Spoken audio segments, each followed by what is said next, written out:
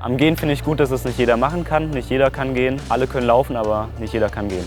Ich bin Johannes und ich mache Gehen.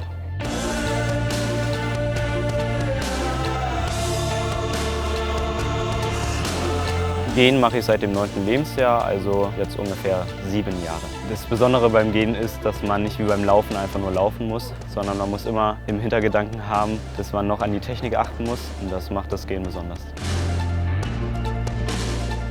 Ja, die Technik ist wichtig beim Gehen, weil man sonst aus dem Wettkampf fliegt. Man muss immer ein Knie gestreckt haben, wenn man den Boden aufsetzt, und ein Bein muss immer auf dem Boden sein.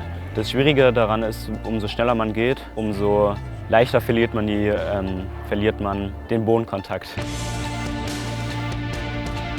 Ich trainiere an 6 Tagen in der Woche, jeweils 2 Trainingseinheiten am Tag mit jeweils 2 Stunden. Wir machen uns vor jedem Training lange warm, weil sonst eine sehr hohe Verletzungsgefahr besteht. An einem Tag trainiere ich ungefähr 10 bis 25 Kilometer. Das kommt ganz darauf an, was ich für Training mache. Stabilität im Oberkörper ist sehr wichtig fürs Gehen. Deswegen trainiere ich auch 2-mal in der Woche mit einem Athletiktrainer für diese Muskelgruppen. Spezielles Techniktraining, damit wir im Wettkampf nicht rausfliegen, disqualifiziert werden.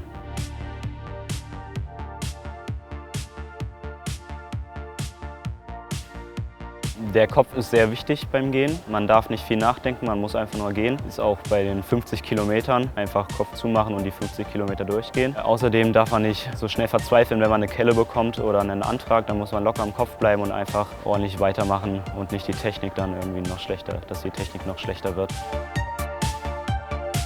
Das Beste an einem Wettkampf finde ich, wenn es auf die letzten Kilometer drauf ankommt, wenn ich weiß, ich bin noch gut drauf und ich kann jetzt noch mal ordentlich durchziehen. Im Wettkampf werden die Beine sehr schnell fest und werden sehr schwer. Außerdem, bei mir ist es so, dass wenn die Arme zumachen, wenn die Arme sehr schwer werden, dann nehme ich die Arme sehr weit nach oben, und das ist schlecht fürs Gehen, weil man dann nicht ordentlich durchziehen kann. Deswegen ist es sehr schwer, die Technik bei einem sehr hohen Tempo beizubehalten.